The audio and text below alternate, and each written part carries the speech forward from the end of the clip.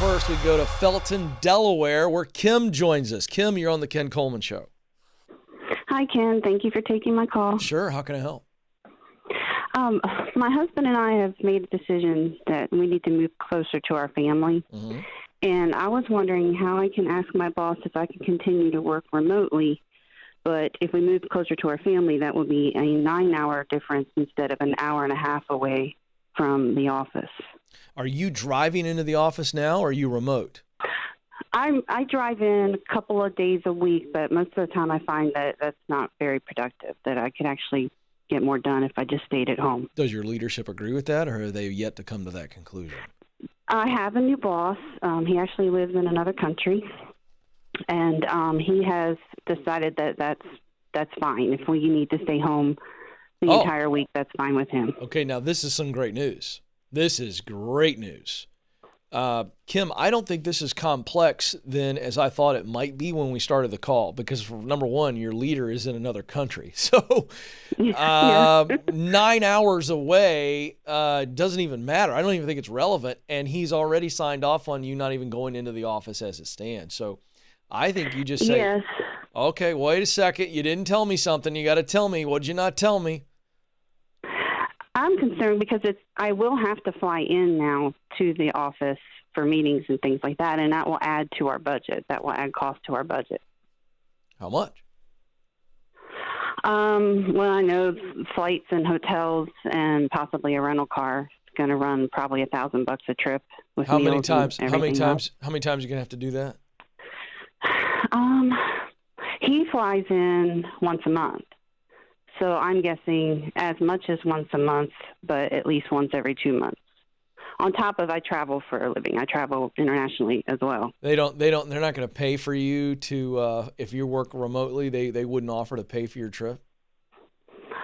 I think they would if they, here's the thing, if they don't want to pay for it, if they don't want that added expense. Yeah, but listen, welcome to the real world, Kim. So we're just walking through what could possibly happen. Listen, you're the one deciding to move closer to family. So I think it's very simple. I think you make the case, hey, we're moving close to family. I'd love to stay here. I travel a lot as it is. And so I'm just curious if you are open to discussing me staying on. And then if you are, let's break that down to see if I'm open to staying on. How often would you want me to travel back into the mothership? And okay, right. That's going to cost this much. Is that something you all are willing to pay for? And if they say yes, then we've got woohoo. If they say no, then you look at your budget and you go, what's the better scenario? Me moving back home, staying in my current job, but I'm now adding an expense that I didn't have before. Can we absorb that into our budget? And if we can, is it worth absorbing it, right? You understand how to walk through this. This is not rocket science. And then I think you go. I never thought that. I never thought that we would go ahead and pay for my travel to the office.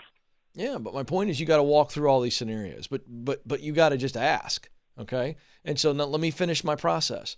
So the second scenario is you're moving to be closer to family, and that's more important to you than keeping this current gig. And you go find a gig where you work near your family because you have a lot to offer. Kim, I just read this morning, January jobs numbers, folks. Listen to this.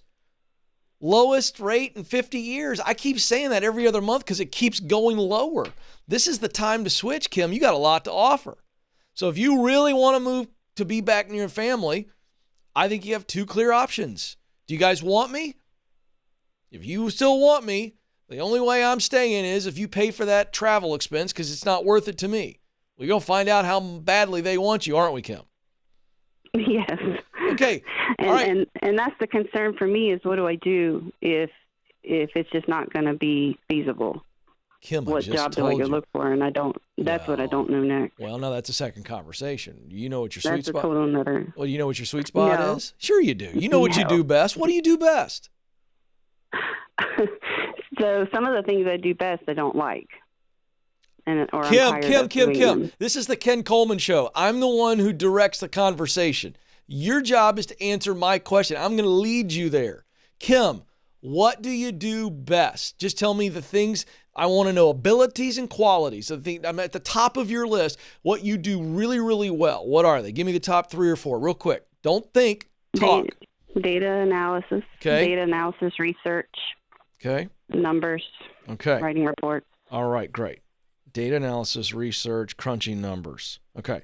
Now we get to talk about what you love to do, Kim. See, you got ahead of me. Mm-hmm. I want to know the tasks, the functions, the roles. It makes your heart beat. It gives you high emotion, and it also reveals high devotion, meaning you get fired up thinking about it when you're in the middle of it, and you're devoted to it. Time just disappears. You'd do it for free if you could. What is it? What work do you love, Kim?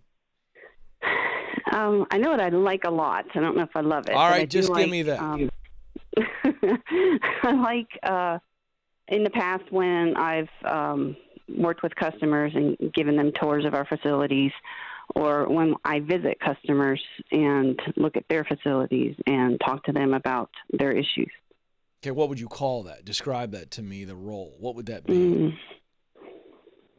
I mean, within our company, it would be No, stop.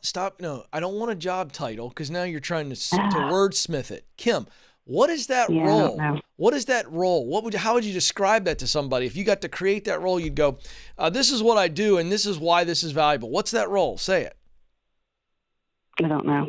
Oh, boy. Come on, Kim. I'm working really hard here. I'm going extra time with you right now because you're locking up. What would you do tomorrow if you knew you wouldn't fail and you knew you'd love it? What would that role be? Describe it now. Say it. Go. The only thing I know of is thinking about maybe being a financial advisor. Oh, okay then. So, Kim, you and your hubs have got to decide what's most important. If you want to live near family and be near family, then we go, that's what's most important. And I, Kim, have a lot to offer. And I'm gonna go the path I just spit out at the top of my heart. If you want to be a financial advisor, that's the work that you would love to do. Let's check it for a moment. Do you have the natural ability and skill? Oh, let me go to your list here. It's right here on my moleskin. I'm really good with data analysis. I'm really good at research. I'm great at crunching numbers. Joe, quick question. I hate to put you on the spot, but are those the skill sets and talents that someone would need to be a successful financial advisor? Tell him what he's won, Bob. Yes. So wait a second. Now, what do we do now? Let's just say for the moment, Kim, that despite all of your doubt and fear that you've just exhibited for us, that's what you really want to do. You do it if I gave it to you tomorrow, that's what you said. So you got the talent.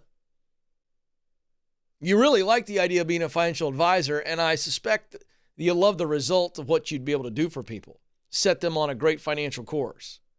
So now we're clear. Let's assume we're clear. That's stage 1 of my 7 stages to the dream job, meaningful work. Stage 2 is get qualified. Kim, your homework assignment. What do you need to learn and do to be qualified to be a financial advisor? How much is that going to cost you? How long is it going to take? Those 3 questions, you answer those questions. Now you've got yourself a plan. And you and the hubs got to decide. Do we do that and we hold off on moving close to family? Please don't let being close to family make you make a bad decision. The family is still there. You can FaceTime them. You can go see them on vacation. So maybe, Kim, it takes you a year to get qualified so that you can step into that financial advisor role and help people with a retirement investment and start killing it the moment you show up in the family zip code. There's a novel idea. So stay where you are until you're ready to step into the work, not just, we want to be near Uncle Bob and Aunt Sally. Uncle Bob and Aunt Sally, they're living their life. You need to live yours. Let's not overthink this, folks. I'm all for moving near family.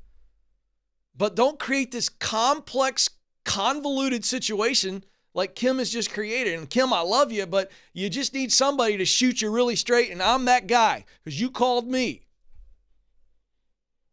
Stop making this so complex. Simplify. Where do I want to live? What do I want to do when I get there? How do I do that? And I just told you, by the way.